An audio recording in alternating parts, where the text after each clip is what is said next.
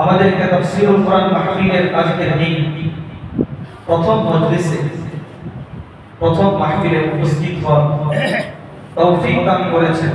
এজন্য সকলেই আবারও মুহাব্বতের সাথে বলি আলহামদুলিল্লাহ। পবিত্র কোরআন কারীমের তাফসীরের এই মাহফিল খুবই মূল্যবান এবং গুরুত্বপূর্ণ মজলিস, খুবই ফজিলতপূর্ণ মজলিস। হাদিস শরীফের মধ্যে নবী করিম সাল্লাল্লাহু আলাইহি ওয়াসাল্লাম ইরশাদ করেছেন, যখনই কিছু মানুষ একত্রিত হয়ে সমবেত হয়, আল্লাহর কোন ঘরে মসজিদে একত্রিত হয়, একত্রিত হয়ে তারা আল্লাহর কিতাব তেলাওয়াত করে, ওয়ায়াতাদারাসুনাহু বাইনাহুম, এবং পরস্পরে তারা কোরআন চর্চা করে, কোরআন শিক্ষা গ্রহণ করে। আমাদের এই মজলিসে কোরআন শিক্ষা করা হবে কি হবে না? হবে। আল্লাহর নবী সাল্লাল্লাহু আলাইহি ওয়াসাল্লাম বলেন, যখনই কিছু মানুষ একত্রিত হয়ে যায় তখন আল্লাহর পক্ষ থেকে তাদেরকে চারটি পুরস্কার দেওয়া হয়। সুবহানাল্লাহ। কয়টি পুরস্কার? চারটি। দিতে চাই কি চাই না আমরা? চাই। আল্লাহর নবী বলেন, ইল্লা নাযালাত আলাইহিমুস সাকিনাহ, যখনই এই ধরনের মজলিসের মধ্যে একত্রিত হবে আল্লাহর পক্ষ থেকে এক ধরনের প্রশান্তি, শান্তি ওই মজলিসের উপস্থিত ব্যক্তিদের মধ্যে বিরাজ করে। এজন্য কোরআনের মজলিসে আসতে, কোরআনের বৈঠকে উপস্থিত হলে মানুষের অন্তর প্রশান্তি লাভ করে। ঠিক কি ঠিক না? এরপর আল্লাহ নবী বলেন, ওয়াগাশিয়াতুহুমুর রাহমাহ, আল্লাহর পক্ষ থেকে রহমত তাদেরকে বেষ্টন করে ফেলে। সুবহানাল্লাহ। চতুর্পাশে রহমত আমাদেরকে ঘিরে ফেলে, আমাদেরকে বেষ্টন করে রাখে। ওয়াহাফাতুহুমুল মালাইকা, আল্লাহর রহমতের ফেরেশতা ওই মজলিসের উপস্থিত সকল মানুষকে বেষ্টন করে ফেলে তাদের নিরাপত্তার মধ্যে নিয়ে যায়। সুবহানাল্লাহ। কেমন মজলিস? আল্লাহ শেষে বলেন, ওয়া যাকারাহুমুল্লাহু ফী মান ইনদাহ, এই ধরনের মজলিসের মধ্যে যেই সকল ব্যক্তিবর্গ একত্রিত হবে, যারা এই ধরনের মজলিসের মধ্যে শামিল হবে, অন্তর্ভুক্ত হবে, স্বয়ং আল্লাহ রাব্বুল আলামিন ফেরেশতাদের নিকট তাদের প্রশংসা করেন। সুবহানাল্লাহ। আমাদের প্রশংসা করেন কে? আল্লাহ। কে করেন? আল্লাহ। কাদের নিকট করেন? ফেরেশতাদের নিকট। এই ধরনের মজলিস আমাদের আল্লাহ যদি তৌফিক দান করেন, প্রত্যেক শুক্রবারই বাদ পেশা এখানে অনুষ্ঠিত হবে। আমি আপনাদেরকে জিজ্ঞাসা করি, আজকে আমরা যখন স্বতঃস্ফূর্তভাবে এখানে একত্রিত হয়েছি, প্রতি জুমায় বাদ পেশা আমরা এখানে উপস্থিত হব কি হব না? সকলেই উপস্থিত হব ইনশাআল্লাহ। দুনিয়ার সকল কর্মব্যস্ততাকে পিছনে রেখে শুধুমাত্র কিছু সময় আল্লাহর কোরআনের জন্য আমরা বরাদ্দ রাখতে পারবো কি পারবো না? পারবো ইনশাআল্লাহ। আজকের এই প্রথম মজলিসে উপস্থিত হয়েছি, পরবর্তীতে যে মজলিসগুলো হবে সেখানে আমরা উপস্থিত থাকবো ইনশাআল্লাহ। আল্লাহ তাআলা আমাদেরকে তৌফিক দান করুন। আমিন। কোরআনের এই মজলিস মনে হবে কিছু সময় যায়, কিন্তু যতক্ষণ পর্যন্ত আপনি বসবেন ততক্ষণ পর্যন্ত এই মজলিস আপনার আমলনামায় ইবাদত হিসেবে গণ্য হবে। সুবহানাল্লাহ। কেমন ইবাদত? এক হাদিসের মধ্যে আল্লাহর নবী বলেন, লা আনতা গুদওয়া ফাতাআল্লামা আয়াতান মিন কিতাবিল্লাহ, আল্লাহর কোরআনের একটা আয়াত শিক্ষা গ্রহণ করা। কয়টি আয়াত? একটি আয়াত, ছোট হোক অথবা বড় হোক, কোরআনের অর্থ জানলো, কোরআনের ব্যাখ্যা বিশ্লেষণ জানা হলো, কোরআনের আয়াতের আহকাম জানা হলো। আল্লাহর নবী বলেন, খায়রুন লাকা মিন আন তুসাল্লিয়া মিআতা রাকাআতিন, 100 রাকাত নামাজ পড়ার চেয়ে একটা আয়াত শিক্ষা আল্লাহর নিকট অনেক শ্রেষ্ঠ। কত রাকাত? কত রাকাত? 100 রাকাত নামাজ পড়লে যেই পরিমাণ সওয়াব, একটা আয়াত শিক্ষা করলে আল্লাহ এর চেয়ে বেশি সওয়াব দিয়ে দিবেন। সুবহানাল্লাহ। এখন আমরা তো ফরজ নামাজ আর নফল নামাজ বাদ দিয়ে সপ্তাহে অনেকের পক্ষে হিসাব করলে দেখা যাবে 100 রাকাত নামাজ পড়া সম্ভব হয় না। অনেকেই আমাদের হয়। এজন্য এখান থেকে যদি একটা আয়াত শিক্ষা করে যাই, আমার দুনিয়ার জীবন হবে সুখী, আমার পরকালীন জীবন হবে সুন্দর, দেখতে মনে হবে সময় চলে যাচ্ছে। আল্লাহর নবী বলেন, একটা আয়াত শিখতে 100 রাকাত নামাজ দাঁড়িয়ে পড়লে যে পরিমাণ সওয়াব, আল্লাহ এর চেয়েও বেশি পরিমাণ সওয়াব তোমাকে দিয়ে দিবেন। সুবহানাল্লাহ। এই তাফসীরুল কোরআন মাহফিলে উপস্থিত হলে লাভ না ক্ষতি? লাভ না ক্ষতি? এই তাফসীরুল কোরআন মাহফিলকে ছোট করে দেখা, খাটো করে দেখা কোন সুযোগ আছে? না। ছোট করে দেখা যাবে না, বরং এই তাফসীরুল কোরআন মাহফিল এটা হলো অনেক বড় এক বরকতময় মজলিস। সরাসরি আল্লাহর পক্ষ থেকে রহমত, সাকিনা নাযিল হয়, ফেরেশতারা বেষ্টন করেন। তো আমাদের সকলের প্রতি, আপনাদের প্রতি অনুরোধ থাকবে, আমরা সকলেই আগামী সপ্তাহে নিজের উপস্থিত হব, পাশাপাশি অন্যকেও উপস্থিত করার দাওয়াত চেষ্টা আমরা সকলেই করি ইনশাআল্লাহ। তাহলে এই যে 100 রাকাত নামাজ যেই ব্যক্তি সওয়াব লাভ করবে তার চেয়েও বেশি, আপনি যদি আরেকজনকে নিয়ে আসেন, একজনকে আনলেন, তাহলে তার ভাগ্যেও 100 রাকাত নামাজের সওয়াব পেল। দুইজনকে আনলে 200 রাকাত নামাজ, তিনজনকে আনলে 300 রাকাত নামাজ, যতজন আনবেন ততজনের আমল নামার মধ্যে আল্লাহ 100 রাকাত নামাজের সওয়াব দিয়ে দিবেন। সুবহানাল্লাহ। আল্লাহর নবী বলেছেন, যেহেতু আপনি দাওয়াত দিবেন, আপনি তাকে এই মজলিসে উপস্থিত হওয়ার জন্য আহ্বান করবেন, আল্লাহ আপনার আমল নামায়ও ওই সকল ব্যক্তিদের সওয়াব, সমপরিমাণ সওয়াব আল্লাহ আপনাকেও দিয়ে দিবেন। সুবহানাল্লাহ। এজন্য আমরা নিজেরাও উপস্থিত হব, আমাদের যারা পরিচিত জন, বন্ধু বান্ধব যারা রয়েছেন তাদেরকেও আমরা উপস্থিত করার চেষ্টা করব ইনশাআল্লাহ। আল্লাহ তাআলা আমাদেরকে তৌফিক দান করুন। আমিন। পবিত্র কোরআনে কারীমের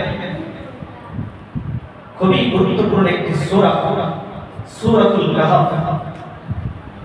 এই সূরাতুল কাহফের তাফসীর আমরা প্রাথমিকভাবে শুরু করব। এই সূরাতুল কাহফের তাফসীর যদি আল্লাহ পাক রব্বুল আলামিনের রহমতে শেষ করা যায়, তারপর ইনশাআল্লাহ আমরা পবিত্র কোরআনে কারীমের শুরু থেকে ধারাবাহিক সূরাতুল ফাতিহা থেকে আমরা ধারাবাহিক তাফসীর শুরু করব ইনশাআল্লাহ। সূরাতুল কাহফ এটি পবিত্র কোরআনে কারীমের 18তম সূরা। কততম সূরা? 18। কত নম্বর সূরা? 18। 114 সূরার মধ্যে এই সূরার অবস্থান হলো কততম? 18তম। এই সূরার আয়াত সংখ্যা 110। কয়টি আয়াত? 110। এই সূরার মধ্যে শব্দ সংখ্যা, শব্দের সংখ্যা হলো 1577। কয়টি? 1577। আয়াত সংখ্যা কয়টি? 110। আয়াত সংখ্যা কয়টি? 110। শব্দ সংখ্যা 1577। এই সূরার মধ্যে যেই হরফ রয়েছে, যেই হরফ, একটা হরফ তেলাওয়াত করলে আল্লাহ 10টা করে নেকি দিবেন। সুবহানাল্লাহ। এই রকম হরফ রয়েছে 6360। কয়টি? 6360 হরফ এই সূরার মধ্যে রয়েছে। সুবহানাল্লাহ। এই বিষয়গুলো আমাদের মনে থাকবে, আমরা সকলেই মনে রাখার চেষ্টা করব ইনশাআল্লাহ। আমি পরীক্ষা করে দেখব যে আপনারা এই আলোচনা শুধু শুনে না মনে রাখেন। আগামী শুক্রবার ইনশাআল্লাহ পরীক্ষা হবে, এজন্য আমরা সকলেই মনে রাখার চেষ্টা করব। আয়াত সংখ্যা কত? 110। এই সূরার মধ্যে শব্দ সংখ্যা রয়েছে 1577। এই সূরার হরফ সংখ্যা হলো 6360। এই হলো সূরার সংক্ষিপ্ত পরিচিতি। এই সূরাটি হলো মক্কি সূরা। পবিত্র কোরআনে কারীমের 114টি সূরা দুই ভাগে বিভক্ত। কয় ভাগে? দুই ভাগে বিভক্ত। এক ভাগ সূরা তার নাম হলো মক্কি সূরা, মক্কি সূরা। আরেক ভাগের নাম হলো মাদানী সূরা। মক্কি সূরা, মাদানী সূরা আমরা অনেকেই শুনি, হয়তো তার পরিচয় আমাদের অনেকেরই জানা নেই। রাসূল কারীম সাল্লাল্লাহু আলাইহি ওয়াসাল্লাম তিনি মক্কায় অবস্থান করেছেন কত বছর? কত বছর? 13 বছর। কত বছর? 13 বছর। আর মদিনায় আল্লাহর নবী অবস্থান করেছেন 10 বছর, সর্বমোট 23 বছর।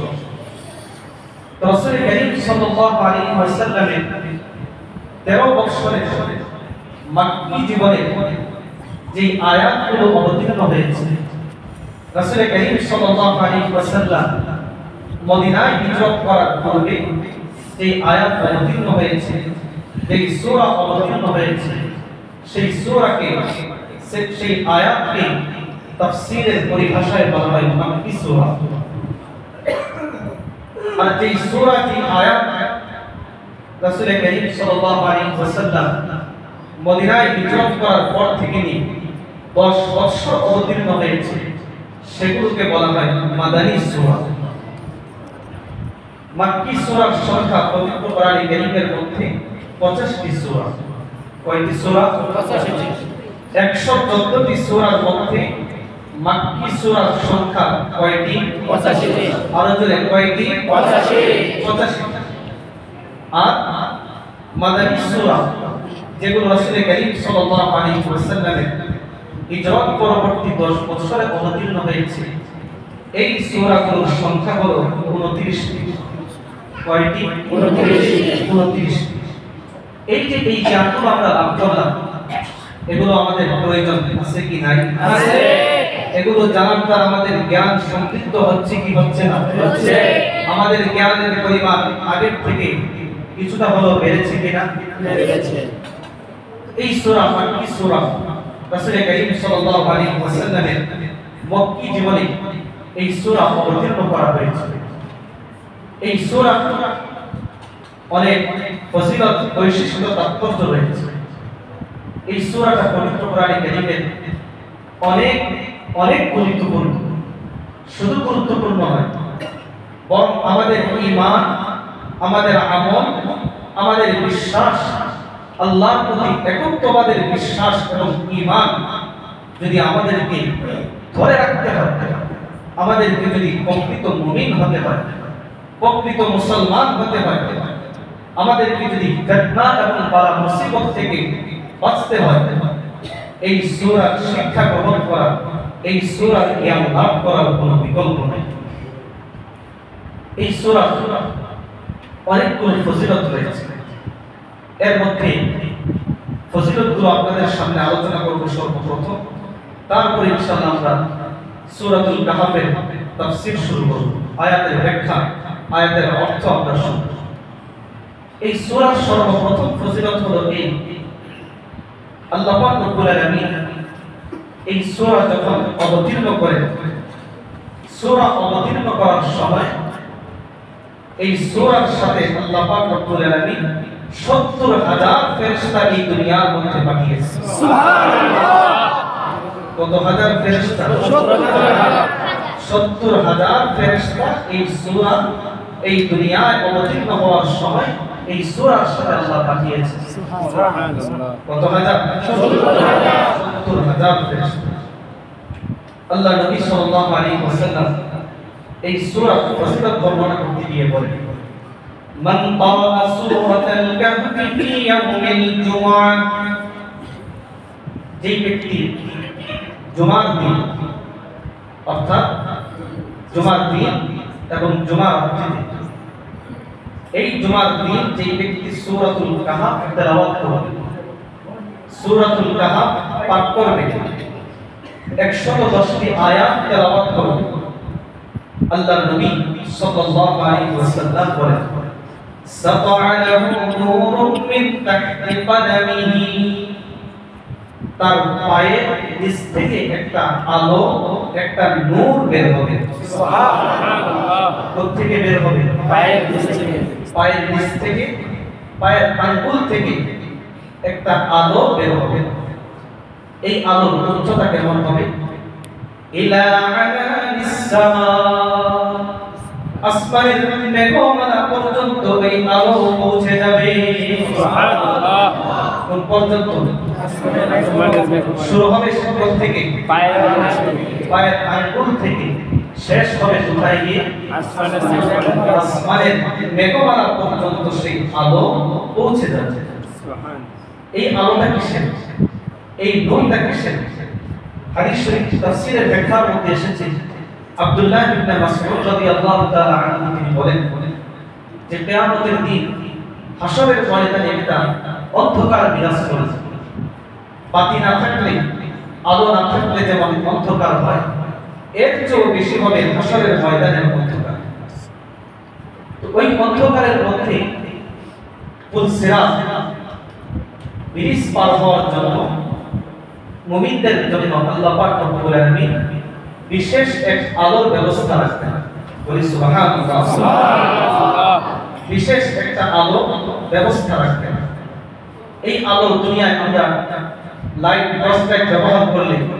চার্জ যতটুকু থাকে তার আলো ততটুকু হয় যদি এর চার্জের পরিমাণ কম হয় আলোর পরিমাণ কমবে না বাড়বে কমবে কি বলেন কমবে না বাড়বে কমবে চার্জ বেশি হলে আলোর পরিমাণ বাড়বে আল্লাহ নবী বলেন হাশরের ময়দানে যে আলো এবং নূর দেওয়া হবে দুনিয়ায় বান্দার আমল যেমন হবে তার নূরের পরিমাণ তেমনই হবে আল্লাহ নবী বলেন আব্দুল্লাহ ইবনে মাসউদ রাদিয়াল্লাহু তাআলা আনহু তিনি বলেন মিনহুম মান নূরুহু মিথলুল জাবাল দুনিয়ার কিছু মানুষের নূর এবং আলোর পরিমাণ হবে পাহাড় পরিমাণ কি পরিমাণ পাহাড় পরিমাণ ওয়া মিনহুম মান নূরুহু মিথলুন নাখলা কিছু মানুষের আলো নূরের পরিমাণ হবে খেজুর গাছ পরিমাণ কিছু মানুষের আলো পরিমাণ হবে তার দেহ পরিমাণ ব্যক্তি যতটুকু লম্বা হবে তার আলো ততটুকু লম্বা হবে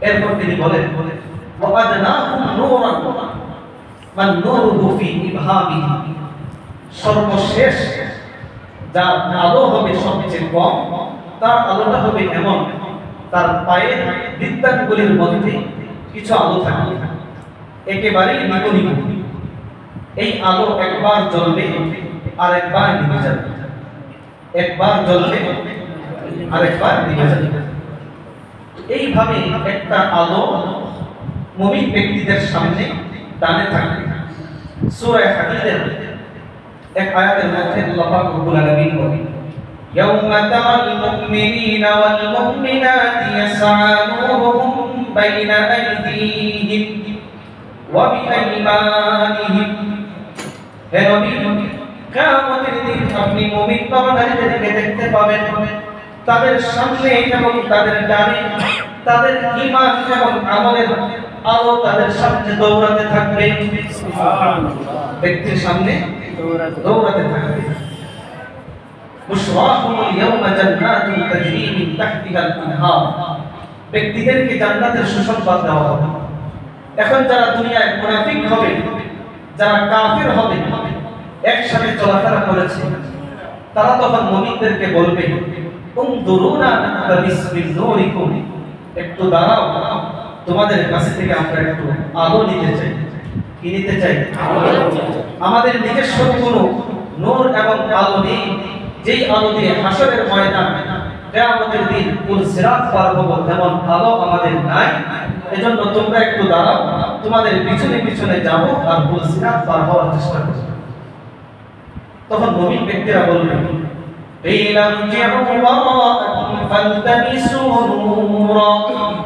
যাও যাও, এখান থেকে চলে যাও, তোমরা পিছনে ফিরে যাও, যেখান থেকে আমাদের নূরের ব্যবস্থা হয়েছে আল্লাহর দরবারে, সেখানে যাও, সেখানে গিয়ে তোমরা নূর তালাশ করো। তালাশ করলে, দুনিয়ায় নূর অর্জন না করলে হাসরের ময়দানে যত তালাশ করবে সেই তালাশ করে নূর পাওয়া যাবে কি যাবে না? যাবে না। সেই চেষ্টা ব্যর্থ হবে না সফল চেষ্টা হবে? ব্যর্থ হবে। তো যখন তারা এইভাবে তালাশ করতে যাইবে তখনই আল্লাহ পাক রব্বুল আলামিন মুমিন এবং মুনাফিকদের মাঝখানে একটা অন্তরায় সৃষ্টি করে দিবেন, তাদের মধ্যে একটা প্রতিবন্ধক তৈরি করে দিবেন। এইভাবে প্রত্যেক মুমিন, চাই সে পুরুষ হোক চাই সে মহিলা হোক, তার জন্য আল্লাহর পক্ষ থেকে একটা নূরের ব্যবস্থা থাকবে। তো আল্লাহ নবী সাল্লাল্লাহু আলাইহি ওয়াসাল্লাম বলেন যে প্রত্যেকটা নেক আমলেরই একটা নূর থাকবে। নামাজ, হাদিস শরীফের মধ্যে এসেছে ওয়াসসালাতু নূর, নামাজটাও হবে নূর। যাকাতও কিয়ামতের দিন নূর হিসাবে আসবে। হজও একজন মুমিন ব্যক্তির আমলনামায় নূর হিসাবে আসবে। কিন্তু সূরাতুল কাহফ এই নেক আমলটা যে করবে তার নূরের পরিমাণ কেমন হবে আল্লাহ নবী বলেন সাতা'লাহু নূরুন মিন তাহতি কদামিহি, যেই ব্যক্তি সূরাতুল কাহফ জুমার দিন তেলাওয়াত করবে তার পায়ের আঙ্গুল থেকে একটা নূর হবে, আসমানের মেঘমালা পর্যন্ত সেই নূর পৌঁছে যাবে। ইউযীউ লাহু ইয়াওমাল কিয়ামাহ, এই নূর তাকে কিয়ামতের দিন আলো দান করবে, তাকে আলো দান করে পুল সিরাত পার হতে সহযোগিতা করবে। সুবহানাল্লাহ। সূরাতুল কাহফ তেলাওয়াত করতে প্রস্তুত আছি তো আমরা? ইনশাআল্লাহ। তেলাওয়াত করব কিনা? ইনশাআল্লাহ। এরপর আল্লাহ নবী বলেন শুধু নূর হবে এতটুকুই নয়, ওয়া কুফিরা লাহু মা বাইনাল জুমআতাইন, সূরাতুল কাহফ তেলাওয়াত করার কারণে এক জুমা থেকে নিয়ে আরেক জুমা পর্যন্ত আল্লাহ ওই ব্যক্তির আমলনামার সমস্ত গুনাহগুলোকে মাফ করে দিবেন। সুবহানাল্লাহ।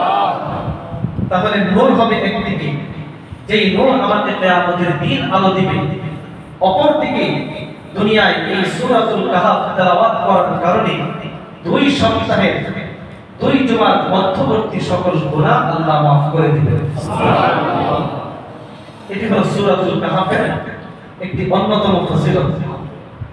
দ্বিতীয় আরেকটি ফজিলত হাদিস শরীফের মধ্যে এসেছে যে এই সূরা তেলাওয়াত করার কারণে আল্লাহর পক্ষ থেকে বিশেষ একটা রহমত নাযিল হয়। কি নাযিল হয়? রহমত। সহিহ বুখারীর বর্ণনায় এসেছে একজন ব্যক্তি সূরাতুল কাহফ তেলাওয়াত করছিল। কোন সূরা? সূরাতুল কাহফ। সূরাতুল কাহফ যখন তেলাওয়াত করছে ওয়া ইলা জানিবিহি হিসানুন মারবুতুন বিশাতানাইন, তার পাশে একটা ঘোড়া 2টা রশি দ্বারা কোন একটা কিছুর মধ্যে বাঁধা ছিল। ব্যক্তি তেলাওয়াত করছে আর ব্যক্তির পাশে একটা ঘোড়া 2টা রশি দ্বারা বাঁধা। তো এই ব্যক্তি যখন সূরাতুল কাহফ তেলাওয়াত করছেন এক পর্যায়ে তিনি দেখতে পেলেন ফাতাবাশশাতু সাহাবাতু, আসমান থেকে একটা মেঘমালা তার উপর অবস্থান করতে শুরু করল। সুবহানাল্লাহ। তার মাথার উপর একটা মেঘমালা অবস্থান করতে শুরু করল। বিষয়টা আশ্চর্যজনক কিনা? তো যখন অবস্থান করতে শুরু করলো, এদিকেও যায় না ওদিকেও যায় না, শুধু তার মাথার উপর অবস্থিত। এই ব্যক্তি দেখতে পেলেন ফাজাআলাত তাদনু ওয়া তাদনু, তিনি যতই তেলাওয়াত করছেন এই মেঘমালা পর্যায়ক্রমে শুধু নিচের দিকে ওই ব্যক্তির সাথে নিকটবর্তী হতে শুরু করেছে।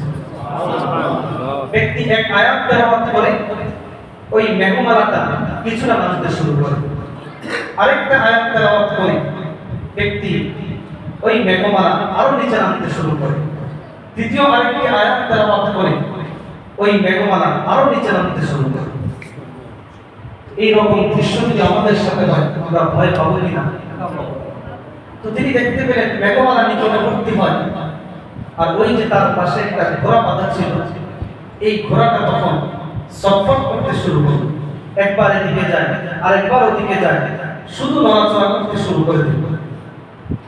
ওই সাহাবী রাসূল করিম সাল্লাল্লাহু আলাইহি ওয়াসাল্লামের নিকট আসলেন, এসে বললেন, ইয়া রাসূলুল্লাহ, ইয়া হাবিবাল্লাহ, গত রাতে আমি সূরাতুল কাহফ তেলাওয়াত করেছি। যেই মাত্র আমি সূরাতুল কাহফ তেলাওয়াত করতে শুরু করলাম, আসমানের এক খণ্ড মেঘমালা আমার মাথার উপর অবস্থান করতে শুরু করলো। আমি যখন একটি আয়াত তেলাওয়াত করি, মেঘমালা আমার নিকটবর্তী হতে থাকে। দ্বিতীয় আরেকটি আয়াত যখন আমি তেলাওয়াত করতে থাকি, আরো নিকটবর্তী হয়। ইয়া রাসূলুল্লাহ, ইয়া হাবিবাল্লাহ, যত আয়াত তেলাওয়াত করি ততই ওই মেঘমালাটা আমার মাথার নিকটবর্তী হতে শুরু করলো। সুবহানাল্লাহ।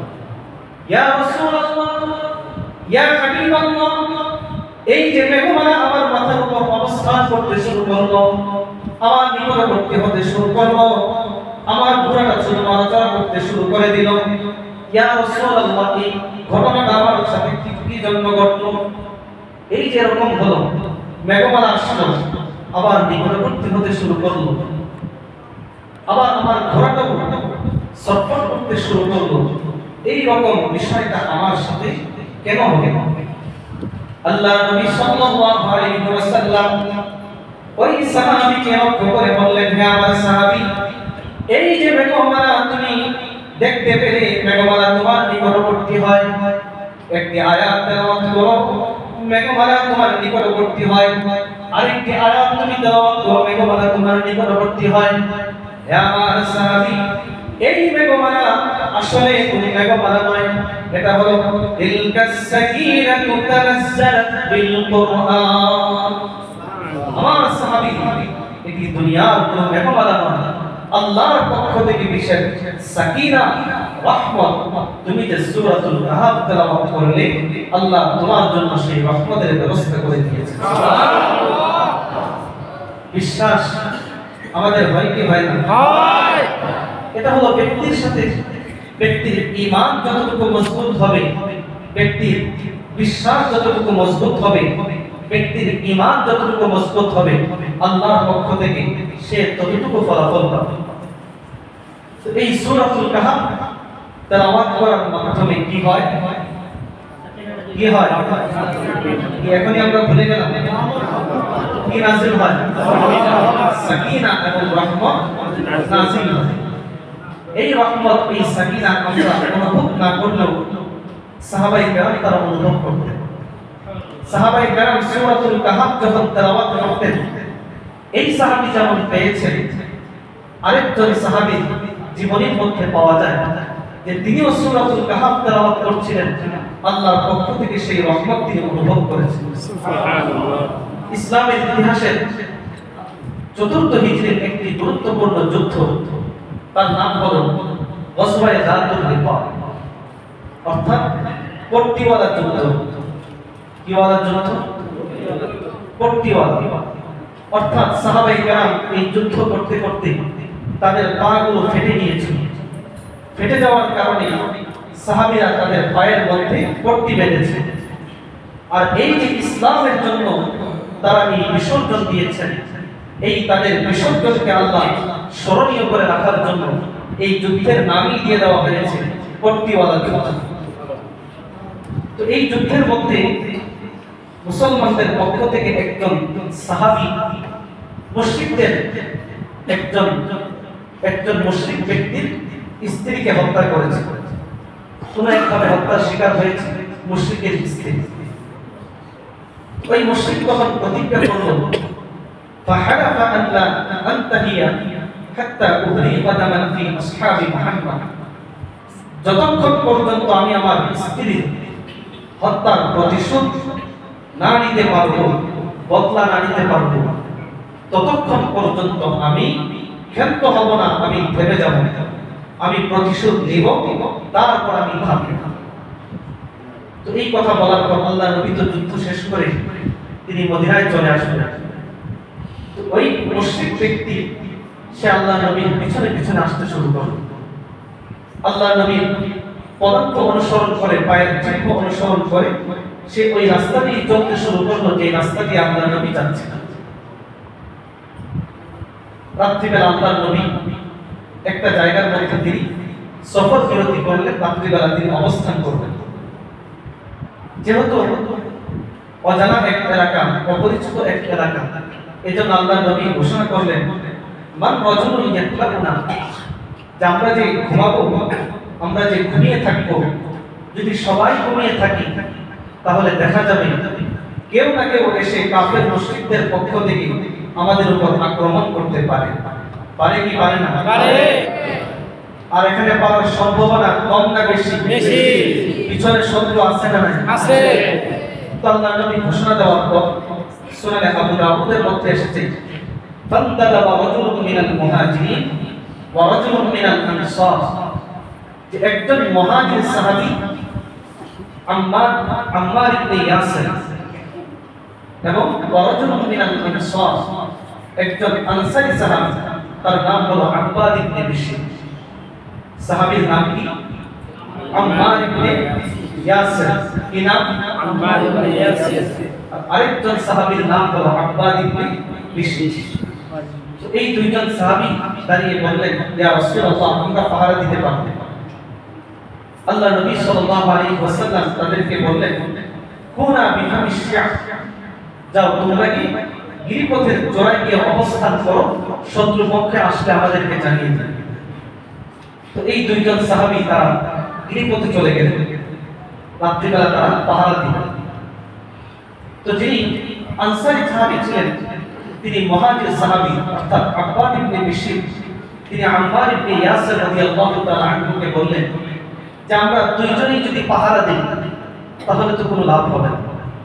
এক কাজ করি, আমাদের মধ্যে একজন ঘুমায়, রাতের কিছু অংশ সে ঘুমাবে আর আরেকজন ইবাদত করবে। যখন তার ঘুম শেষ হয়ে যাবে রাতের বাকি অংশ আরেকজন দাঁড়িয়ে পাহারা দিবে। তো আব্বাদ ইবনে বিশর তিনি আম্মার ইবনে ইয়াসির রাদিয়াল্লাহু তাআলা আনহুকে বললেন যে তুমি বলো যে তুমি রাতের শেষ অংশে থাকবে না শুরু অংশে থাকবে? আম্মার ইবনে ইয়াসির রাদিয়াল্লাহু তাআলা আনহু তিনি বললেন যে তুমি রাতের শুরু অংশে পাহারা দাও, আমি রাতের শুরু অংশে ঘুমিয়ে থাকি, শেষ অংশে আমি পাহারা দিই। এই রকম একটা পরিকল্পনা করে আম্মার ইবনে ইয়াসির তিনি ঘুমিয়ে গেলেন আর আব্বাদ ইবনে বিশর তিনি নামাজের মধ্যে দাঁড়িয়ে গেলেন। আর ওই যে পেছন দিক থেকে স্ত্রীর হত্যার প্রতিশোধ নেওয়ার জন্য যেই মুশরিক রওনা হয়েছিল, সে যখন দেখলো আব্বাদ ইবনে বিশর তিনি দাঁড়িয়ে নামাজ পড়ছেন, তখন সে বলল এটাই তো প্রতিশোধ নেওয়ার সুবর্ণ সুযোগ। কি বলেন, ঠিক কি ঠিক না? কারণ সাহাবীরা কি আমাদের মতো নামাজ পড়েন যে নামাজের মধ্যে নড়াচড়া দুনিয়ার সব কিছু মাথায় দিয়ে নামাজ পড়েন, না সব কিছু মুক্ত হয়ে নামাজ পড়েন?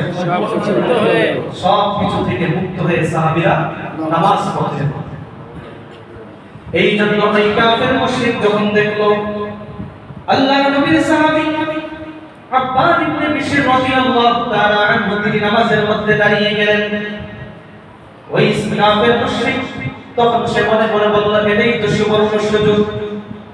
যেই মাত্র ওই কাফের মুশরিক আব্বাদ ইবনে বিশর রাদিয়াল্লাহু তাআলা আনহুকে দেখলো নামাজের মধ্যে তিনি দাঁড়িয়ে রয়েছেন, সাথে সাথে তার দিকে একটা তীর নিক্ষেপ করে দিল।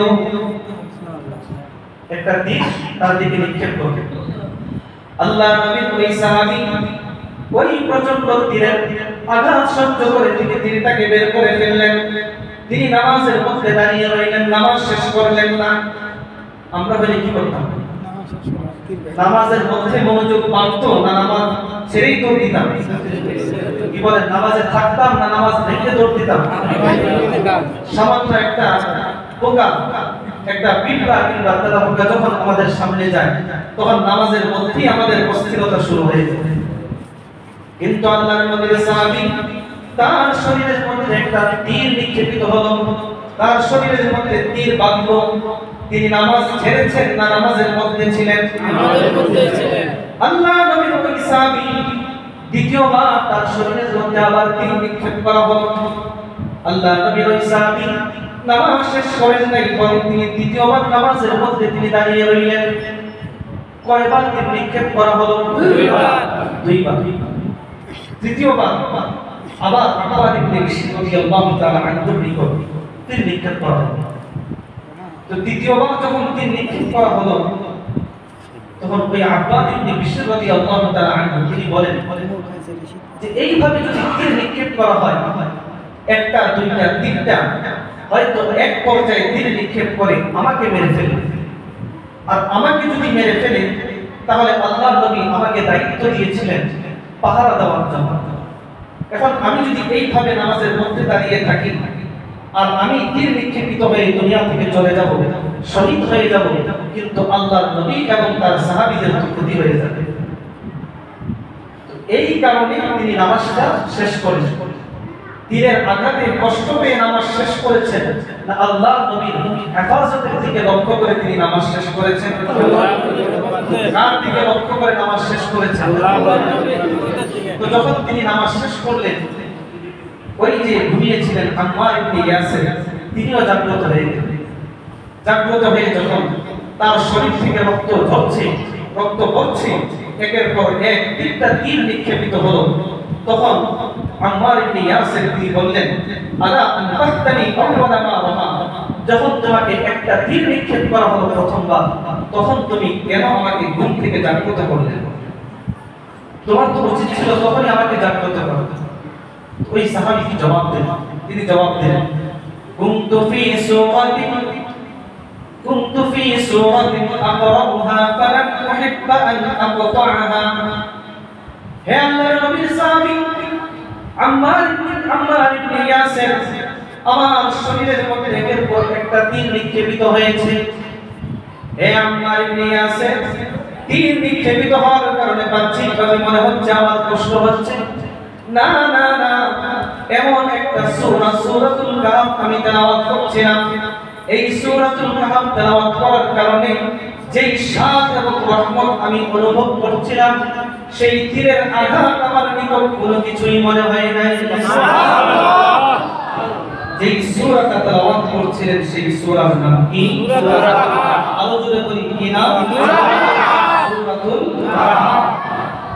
হে আল্লাহর নবীর সাহাবী, আল্লাহর নবী যদি আমাকে সীমান্ত পাহারা দেওয়ার জন্য দায়িত্ব না দিতেন, তাহলে আমি এই সূরা তেলাওয়াত করতে থাকতাম, আমার জীবন চলে যেত, তথাপিও আমি নামাজ শেষ করতাম না। এই অবস্থানে যদি আমি নামাজ শেষ না করি, আমি হয়তো শহীদ হয়ে দুনিয়া থেকে চলে যাব। আমার কারণে আল্লাহর নবীর জীবনের উপর কোনো বিপদ আসবে, আমি নবীর সাহাবী হয়ে সেটা কখনো বরদাস্ত করতে পারি না। এই জন্য আমি নামাজটা শেষ করেছি। প্রথম কথা হলো যে এই সূরার কারণে তিনি এই স্বাদ অনুভব করলেন। তীরের আঘাত তার কাছে আঘাত মনে হয়নি, তীরের ব্যথা তার নিকট সামান্যতম তাকে নামাজ থেকে ফিরিয়ে রাখতে পারেনি। যে এই সূরার কারণে, সেই সূরার নাম কি? জোরে বলি সূরাতুল কাহফ। এই সূরাতুল কাহফ যারা তেলাওয়াত করবে, আল্লাহর পক্ষ থেকে বিশেষ রহমত এবং সাকিনা নাযিল হবে। 2 নম্বর ফজিলত বলা হবে। 3 নম্বর ফজিলত বলি আজকের আলোচনা সংক্ষিপ্তভাবে শেষ করে দেব ইনশাআল্লাহ। বসবো না আমরা চলে যাব? বসবো। এই আলোচনা সামনে চালিয়ে যাব না শেষ করে দিব এখানে? চালিয়ে যাবেন। চালিয়ে যাব? জি। 3 নম্বর ফজিলত তাফসীর রূহুল মাআনির মধ্যে এসেছে যে আল্লাহর নবী সাল্লাল্লাহু আলাইহি ওয়াসাল্লাম বলেছেন যে কেউ যদি ঘুমের সময় ঘুম থেকে নির্দিষ্ট সময় জাগ্রত হতে চায়, উদাহরণস্বরূপ সে রাত 3টা বেলা জাগ্রত হতে চায়, ফজরের নামাজের সময় জাগ্রত হতে চায়, তো আমরা কি করে রাখি? হয়তো মসজিদের অপেক্ষায় থাকি কিংবা মোবাইলে অ্যালার্মের ব্যবস্থা করে রাখি। তো আল্লাহর নবী বলেন কেউ যদি নির্দিষ্ট সময়ে ঘুম থেকে জাগ্রত হতে চায়, তাহলে দুনিয়ার কোনো মানুষের তার প্রয়োজন নেই। সে যদি সূরাতুল কাহফের শেষ 5টা আয়াত তেলাওয়াত করে, কয়টা আয়াত? 5টা। কয়টা আয়াত? 5টা। 5টা আয়াত। 5টা আয়াত যদি কেউ তেলাওয়াত করে ঘুমায়, আল্লাহর নবী বলেন বা'আতাহুল্লাহু আইয়াল লাইলি শাআ, সে যখন চাইবে তখনই আল্লাহ তাকে ঘুম থেকে জাগ্রত করে দিবে। সুবহানাল্লাহ। যদি সে 3টা বাজে জাগ্রত হতে চায়, জাগ্রত করে দিবেন কে? আল্লাহ। আমল করতে হবে কি? সূরাতুল কাহফের শেষ 5টা আয়াত তেলাওয়াত করতে হবে। এই হাদিস ব্যাখ্যা করার পর, উল্লেখ করার পর তাফসীরে রূহুল মাআনি লেখক যিনি তাফসীর লিখেছেন সূরাতুল ফাতিহা থেকে নাস পর্যন্ত, তিনি বলেন আমার জীবনের অভিজ্ঞতা হলো এই, জাবরতু যালিকা মিরারা, আমি এই সূরার 5টি আয়াত তেলাওয়াত করে ঘুমিয়েছি আর এর বাস্তব ফলাফল আমি পেয়েছি। যখনই ঘুম থেকে জাগ্রত হওয়ার ইচ্ছা করেছি, আল্লাহ তখনই আমাকে ঘুম থেকে জাগ্রত করে দিয়েছে। সুবহানাল্লাহ। তো এই সূরার 5টি আয়াত যদি তেলাওয়াত করে আমরা ঘুমাই, আল্লাহ আমাদেরকে জাগ্রত করে তুলবেন কি তুলবেন না? তুলবেন। এখন এই ফজিলত শুনে রাত্রিবেলা ঘুমালাম যে সূরাতুল কাহফের শেষ 5টি আয়াত তেলাওয়াত করে ঘুমালে আল্লাহ জাগ্রত করে তুলে দেন। এখন যদি কেউ এই ওয়াজ শুনে ঘুমায় আর রাত্রিবেলা নির্দিষ্ট সময়ে না উঠি, তাহলে তো বলবেন যে কি তাফসীর শুনলাম যে শেষ 5টি আয়াত পরে ঘুমিয়ে গেলে আল্লাহ জাগ্রত করে দেন, আমি তো জাগ্রত হতে পারলাম না। এই যে আমি জাগ্রত হতে পারলাম না, এটা কি হাদিসের ফলাফলের কোন সমস্যা?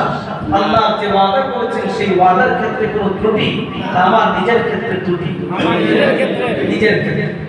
অনেক সময় আছে আমরা আমল করি কিন্তু ফলাফল পাই না, আছে না? এমন আছে। দোয়া করি কিন্তু দোয়ার কোনো ফলাফল পাই না।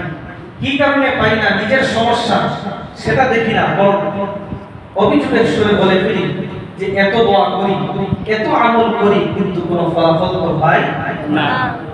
মনে রাখতে হবে যে এই সকল আমলের ক্ষেত্রে একজন মুমিনের বিশ্বাস যতটুকু মজবুত হবে, একজন মুমিনের ঈমান যতটুকু মজবুত হবে, আল্লাহর পক্ষ থেকে তার ফলাফল তত বেশি আসবে। সুবহানাল্লাহ। এখন আমাদের হলো আমরা ফজিলত শুনে যাচাই করার জন্য আমল করি। কিসের জন্য? যাচাই করার। যাচাই করার জন্য আমল করি। এক ব্যক্তি ছিলেন, এই তিনি তার সরকারি কাজ করতেন আর অনেক বছর এই জীবনের মধ্যে পাওয়া যায়, অনেক পরিবারের একজন আল্লাহর ওলি ছিলেন। তো তিনি সরকারি যখন ভাতা পেতেন নির্দিষ্ট একটা পরিমাণ তাকে তখন পুরস্কার হিসাবে দেওয়া হতো বাৎসরিক। তো তিনি এই বাৎসরিক পুরস্কার সেটা ঘরে না নিয়ে তিনি সেটা রাস্তায় গরিব অসহায় ব্যক্তিদেরকে দান করে দিতেন। তো যখন তিনি দান করে রাত্রিবেলা যেতেন, বালিশের নিচে যেই পরিমাণ দান করতেন সেই পরিমাণ আল্লাহ তাকে ব্যবস্থা করে দিতেন। সুবহানাল্লাহ। তো এই আমলটা দেখে তারই একজন আত্মীয় তিনিও তখন যাচাই করার জন্য এই আমলটা করতে শুরু করলেন যে যা পায় তাই দান করেন, কিন্তু তার ভাগ্যে আর বালিশের নিচে সেই টাকাগুলো মিলে না। তো প্রথম ব্যক্তি সে দান করত কিসের জন্য? আল্লাহর সন্তুষ্টির জন্য। আর দ্বিতীয় ব্যক্তি সে যাচাই করত কেন? আল্লাহর সন্তুষ্টির জন্য নয়, বরং প্রথম ব্যক্তি যে এই সওয়াব এই পুরস্কার লাভ করলো সেটা যাচাই করার জন্য, এই জন্য আল্লাহ তাকে সেটা দেন। এই জন্য এই সকল আমল এগুলোর ক্ষেত্রে আমাদের ঈমান এবং বিশ্বাসকে মজবুত রাখতে হবে। ঈমান এবং বিশ্বাস যদি মজবুত হয় আমাদের সওয়াব আমরা পেয়ে যাবে। ছোট্ট একটা দীর্ঘ হাদিসের কিছু অংশ আপনাদেরকে শোনাই। রাসূল কারীম সাল্লাল্লাহু আলাইহি ওয়াসাল্লামের একজন সাহাবী ছিলেন আবু যর গিফারী রাদিয়াল্লাহু তাআলা। কি নাম? আবু যর গিফারী। তিনি মদিনা থেকে অনেক দূরে থাকতেন। তো তার মৃত্যুর সময় যখন ঘনিয়ে আসলো, স্ত্রী নির্জন মরুভূমির মধ্যে থাকতেন, যেখানে কোনো মানুষ নাই, যেখানে কোনো নির্জন মানবহীন এক এলাকার মধ্যে থাকতেন। স্বামী এবং স্ত্রী ছাড়া তৃতীয় আর কেউ নাই। তো মৃত্যুর সময় যখন ঘনিয়ে আসলো, তখন স্ত্রী কাঁদতে শুরু করে দিল। তো স্বামী প্রশ্ন করলেন, লিমা তাবকি, কেন তুমি কাঁদো? স্ত্রী জবাব দিলেন যে আমি কাঁদবই না কেন, কারণ এমন এক নির্জন মরুভূমির মধ্যে আমি আর আপনি আছি, যদি ইন্তেকাল করি লা ইয়াদালি বিদাফনি, আপনাকে দাফন করব, মহিলা হওয়ার কারণে সেই শক্তি আমার নাই। আপনার কাফনের ব্যবস্থা করব, সেই অতিরিক্ত কাপড় আমাদের নাই, যেই কাপড়ের মধ্যে আপনাকে দাফন করে কাফন করে মাটিতে রাখতে। তো এই জন্য আমি কাঁদছি যে আপনার ইন্তেকালের পর আপনার কি অবস্থা হবে, আপনার দাফন কাফনের ব্যবস্থা কেমন হবে। আবু যর গিফারী রাদিয়াল্লাহু তাআলা আনহু তিনি বলেন, হে আমার স্ত্রী, তুমি হয়তো আমার দাফন কাফনের ব্যবস্থা কিভাবে করবে এই বিষয়টা নিয়ে পেরেশান চিন্তিত হয়ে কান্নাকাটি করছো। লা তাবকি ওয়া আবশিরি, তুমি কান্নাকাটি বন্ধ করো, সুসংবাদ গ্রহণ করো, আল্লাহ আমার কাফনের দাফনের ব্যবস্থা তিনি করে দিবেন। স্ত্রী তখন আবু যর গিফারী রাদিয়াল্লাহু তাআলা আনহুকে প্রশ্ন করলেন, হে আমার প্রাণের স্বামী, এই নির্জন মরুভূমির মধ্যে আল্লাহ পাক রব্বুল আলামিন কিভাবে কাফন দাফনের ব্যবস্থা করে দিবেন? এইবার আবু যর গিফারী রাদিয়াল্লাহু তাআলা আনহু তিনি বলেন, একদিন একদল সাহাবায়ে কেরাম আমরা রাসূল করিম সাল্লাল্লাহু আলাইহি ওয়াসাল্লামের সামনে উপস্থিত ছিলাম। এই উপস্থিত সাহাবীদের মধ্যে আল্লাহর নবী আমাদের 10-12 জনকে লক্ষ্য করে বললেন যে তোমাদের মধ্যে এমন একজন ব্যক্তি আছো যে মৃত্যুবরণ করবে নির্জন মরুভূমির মধ্যে, যেখানে কোনো মানুষ থাকবে না, যেখানে তার মৃত্যুর সময় কোনো মানুষ থাকবে না, কিন্তু ইয়াশহাদুহু ইসাবাতুন মিনাল মুমিনিন, আল্লাহর পক্ষ থেকে একদল মুমিন তার জানাজায় তার কাফনের সময় উপস্থিত হয়ে যাবে। সুবহানাল্লাহ। স্ত্রী বললেন যে আল্লাহর নবী তো সেটা আপনাকে বলেন না, একদল সাহাবী ছিল, এখন সেটা আপনিও হতে পারেন, অন্য কেউ হতে পারে। এবার আবু যর গিফারী বললেন যে ওই কাফেলার মধ্যে, ওই মজলিসের মধ্যে যতজন সাহাবী ছিল তাদের কেউ হয়তো গ্রামে ইন্তেকাল করেছে, তাদের কেউ হয়তো অনেক মানুষের মধ্যে ইন্তেকাল করেছে, একমাত্র আমি আবু যর গিফারী দুনিয়ায় এখনো বেঁচে আছি আর মরুভূমির মধ্যে বসবাস করছি। অতএব এই সুসংবাদ আর কারো ব্যাপারে নয়, আমি আবু যর গিফারীর ব্যাপারে দিয়েছি। সুবহানাল্লাহ। কার ব্যাপারে? আবু যর গিফারীর ব্যাপারে। সাহাবী ঈমান তো ছিল অনেক মজবুত। তিনি তখন স্ত্রীকে গিয়ে বললেন, ওয়াল্লাহি মা কাযাবতু ওয়ালা কাযিবতু, হে আমার স্ত্রী, আমি মিথ্যা বলছি না, আল্লাহর নবী আমার সাথে মিথ্যাও বলেন নাই। অতএব আমার যেহেতু মৃত্যুর সময় ঘনিয়ে আসছে, অতএব আমার জানাজার সময়, আমার কাফনের সময় একদল মুমিন উপস্থিত হবে। যাও তুমি রাস্তায় গিয়ে অপেক্ষা করো, দেখবে একদল মুমিন উপস্থিত হয়ে গিয়েছে। কি ঈমান আর বিশ্বাস ছিল! মৃত্যুর সময় অসুস্থতায় শায়িত বিছানায় তিনি বললেন, যাও তুমি গিয়ে দেখো। স্ত্রী বললেন যে এই এলাকাতে কে যাবে, কারণ এখন কোনো হজের সময় নয় যে মানুষ এখান দিয়ে যাবে। আবু যর গিফারী ধমক দিয়ে বললেন, যাও, তোমাকে বলছি তুমি রাস্তায় গিয়ে উপস্থিত থাকো, দেখবে একদল মুমিন সেখান দিয়ে যাবে। আপনাদের কি মনে হয় আল্লাহর নবীর এই ওয়াদা, এই সুসংবাদ সত্য না মিথ্যা? সত্য। আল্লাহর নবীর ওই সাহাবী আবু যর গিফারী রাদিয়াল্লাহু তাআলা আনহু তার স্ত্রীকে যখন বললেন, স্ত্রীর সাথে সাথে স্বামীর আদেশ পালন করার জন্য রাস্তায় চলে গেলেন। রাস্তায় গিয়ে দাঁড়িয়ে রইলেন। কিছুক্ষণ যাওয়ার পরে তিনি দেখতে পেলেন একদল মুমিন ওই রাস্তা দিয়ে যাচ্ছে। একদল মুমিন ওই রাস্তা দিয়ে যাচ্ছে।